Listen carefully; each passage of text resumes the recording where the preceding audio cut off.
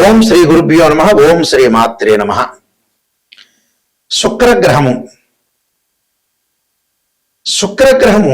August 2వ తారీఖు నుంచి శుక్రుడు కన్యా రాశిలో సెప్టెంబర్ 1వ తారీఖు వరకు రమారమి దాదాపుగా 30 రోజుల పాటు ఉంటాడు.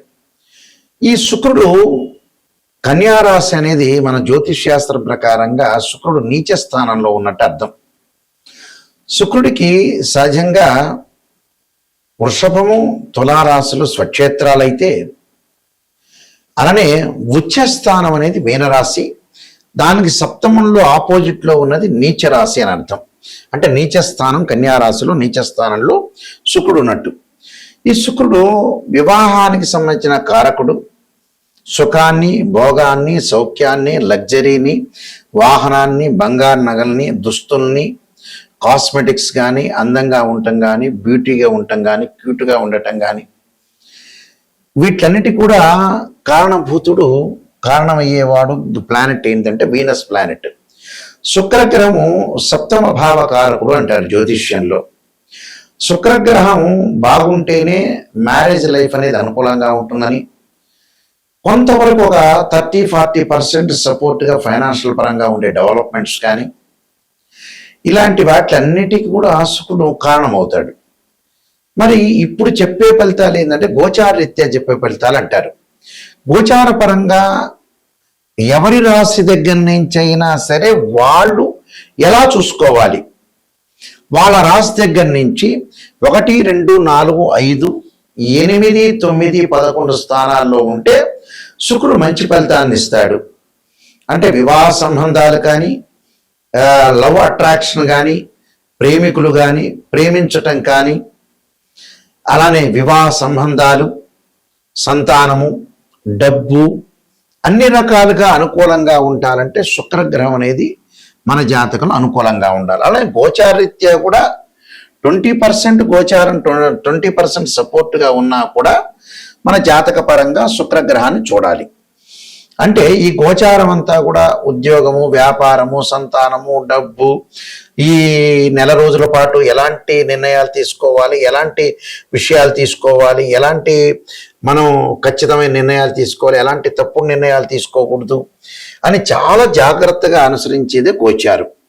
నిర్ణయం అనేది కరెక్ట్గా ఉండాలి. మన 6th సెన్స్ చెప్తున్నట్టుగా నిర్ణయం అనేది కరెక్ట్గా ఉంటే లైఫ్లో మనం ఖచ్చితంగా ముందుకు వెళ్ళొచ్చు. అంటే ఈ నెల రోజుల పాటు ఎలాంటి నిర్ణయాలు, మంచి చెడుల యొక్క నిర్ణయాలు నిర్ణయించేదే గోచారం అంటారు. This is the transit system.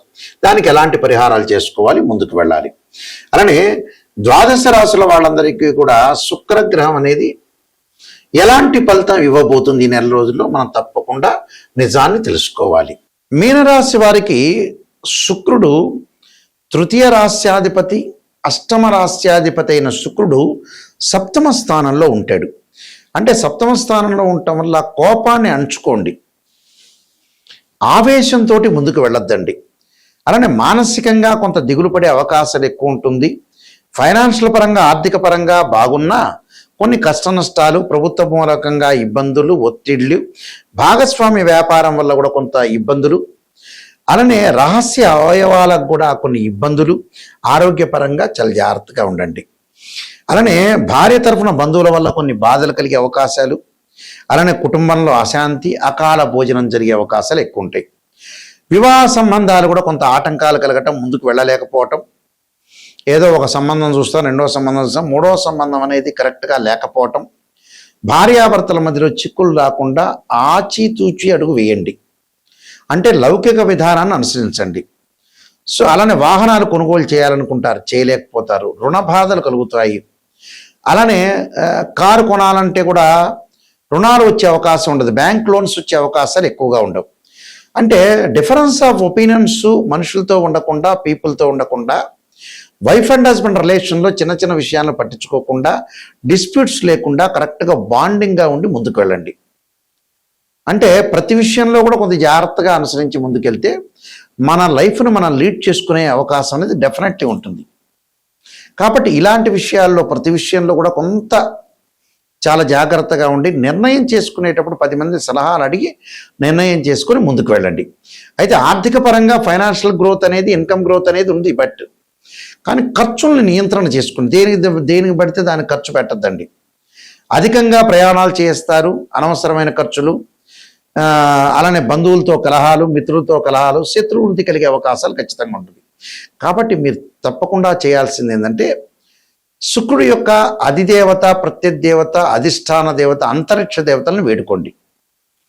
Indrani స్తోత్రాన్ని ఒక శుక్రవారం, ఇంద్రుడి యొక్క ఆరాధన ఒక వారం కమలాదేవి, ఒక వారం రాజరాజేశ్వరి. శుక్రవారం రోజున మీరు చదువుకోవటం, వివాహం కాని స్త్రీ పురుషులు ఎవరైతే ఉంటారో స్త్రీ తప్పకుండా వరపాస్పదాస రుద్రాభిషేకం, అఘోర గౌరీపాస్పదాస రుద్రాభిషేకం, అబ్బాయి కన్యాపాస్పదాస రుద్రాభిషేకం చేసుకోవటం వల్ల మంచి సుఫలితాలు జరిగే అవకాశాలు ఖచ్చితంగా ఉంటాయి. ఈ శుక్రగ్రహము మనకి కళత్రకారకుడు. చాలామంది కూడా వివాహానికి ఏం చూస్తుంటారంటే కుజదోషాన్ని చూస్తుంటారు. నిజంగా ఏమిటంటే కుజదోషం కాదు. నిజాన్ని తెలుసుకోవాలని మన ప్రేక్షకులందరికీ కూడా ఒక అవగాహన రావాలన్న ఉద్దేశం ఇంటెండ్. వీనస్ ప్లానెట్ ఏంటంటే సప్తమ భావ కారకుడు, అంటే 7th లార్డ్కి సంబంధించిన కారకుడు శుక్రుడు. శుక్రగ్రహం అనేది అనుకూలంగా ఉంటేనే మనకు మ్యారేజ్ లైఫ్ అనేది కరెక్ట్గా ఉండటం, మ్యూచువల్ అండర్స్టాండింగు, డిస్ప్యూట్స్ లేకుండా ఉండటం, వైఫ్ అండ్ హస్బెండ్ రిలేషన్లో చాలా అనుకూలంగా ఒక పాజిటివ్ ఉండాల్సిన అవసరం ఉంటున్న గ్రహం ఏంటంటే శుక్రుడు. శుక్రుడు ఎప్పుడూ కూడా జన్మజాతకం వేరు, బర్త్ చార్ట్ వేరు, గోచారం వేరు. గోచారంలో ఉండే కండిషన్స్ వేరుగా ఉంటాయి చూడటంలో, రిజల్ట్స్ చూడటంలో. బర్త్ చార్ట్కి సంబంధించిన రిజల్ట్ వేరుగా ఉంటాయి. కన్ఫ్యూజ్ పడద్దండి. గోచార పరంగా మీరు ఎలా చూసుకోవాలనేది నేను మొట్టమొదటి చెప్పా. ఇప్పుడు బర్త్ చార్ట్ అంటే నాటల్ చార్ట్లో నేను చెబుతున్నాను.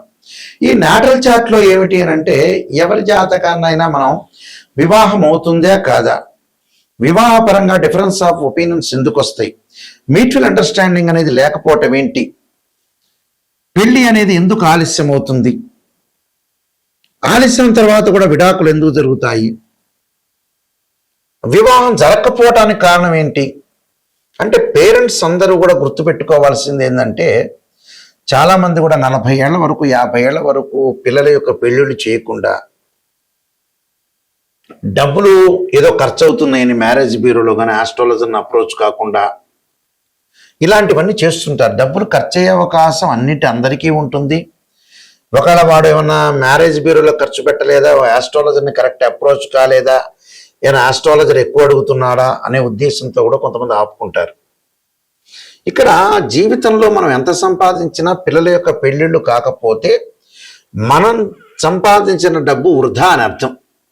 అంటే దానికి అర్థము పరమార్థం లేనట్టు అర్థం. డిలే చేయకూడదు. వాళ్ళు ప్రేమ పెళ్ళిళ్ళైనా మామూలు పెద్దలు వదిలించిన పెళ్ళిళ్ళైనా పెళ్ళి అనేది చాలా ఇంపార్టెంట్. అంటే తల్లిదండ్రులు సంపాదించిన డబ్బు ఎందుకు ఎవరు అనుభవించాలి అంటే పిల్లలే అనుభవించాలి.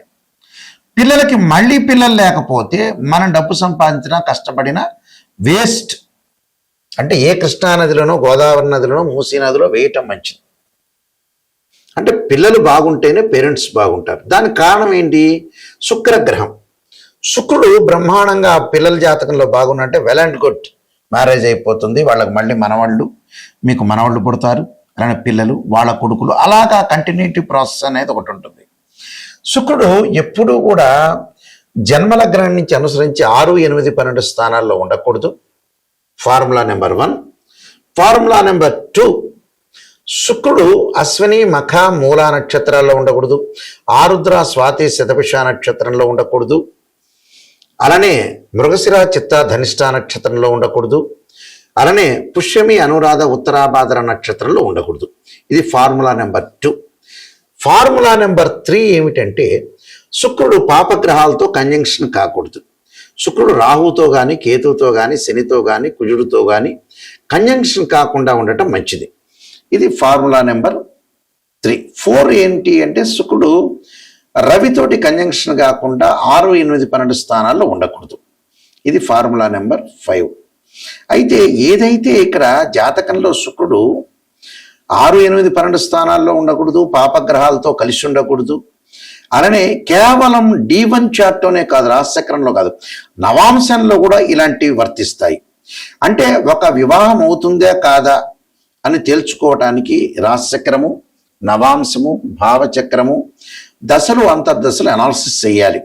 కేవలం రాశిచక్రమే కాదు, అంటే నవాంశంలో కూడా వైవాహిక జీవితాన్ని రిప్రజెంట్ చేసేది ఏంటంటే D9 చార్ట్. అంటే x ray scan, CT scan, MRI scan లాంటివి మ్యాథమెటికల్ క్యాలిక్యులేషన్ వేసి శుక్రుడు నీచ స్థితిలో ఉన్నాడా, ఉచ్చ స్థితిలో ఉన్నాడా, శుక్రుడి మీద ఏదన్నా పాపగ్రహ దృష్టి ఉందా అనేది చూడాలి. అంటే ఇవన్నీ కూడా స్త్రీలకి అష్టమ స్థానంలో శుక్రుడు ఉంటే కూడా మాంగళిక దోషం ఏర్పడుతుంది. అంటే బర్త్ చార్ట్ను కూడా అనుసరించాలి.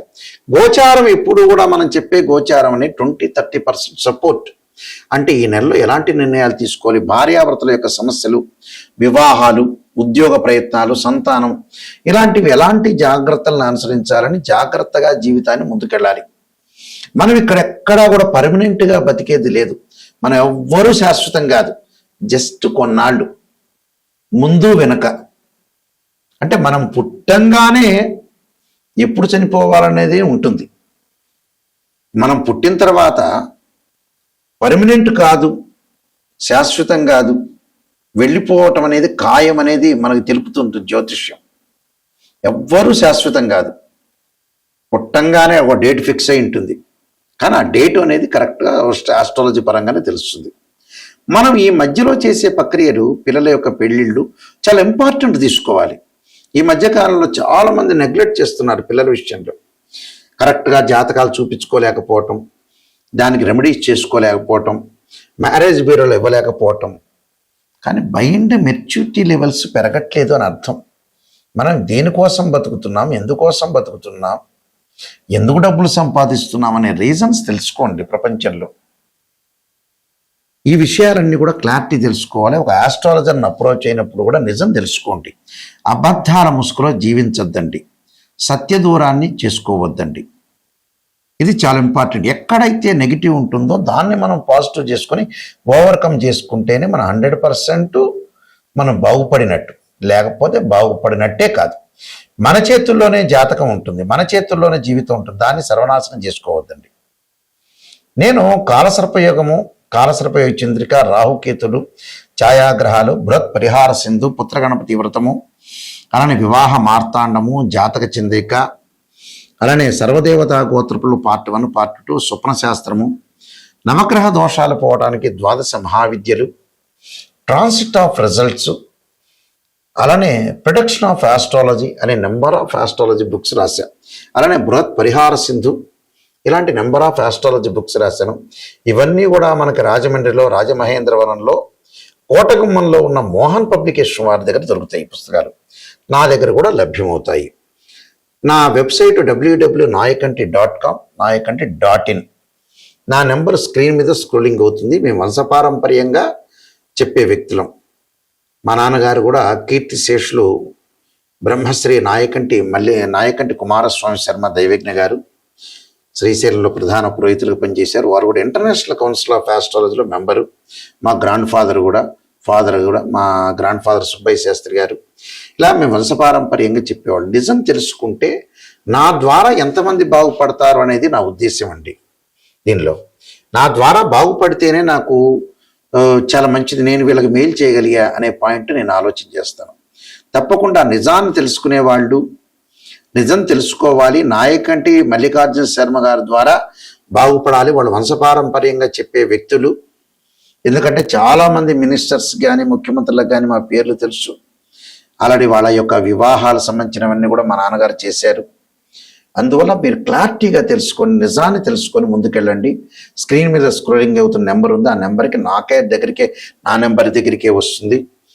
అలానే మీ అందరికీ కూడా శ్రీ పరమేశ్వరి యొక్క దేవత కరుణాకటాక్షం ఉండాలని ఆశిస్తూ సర్వే జన సుఖినో భవంతు.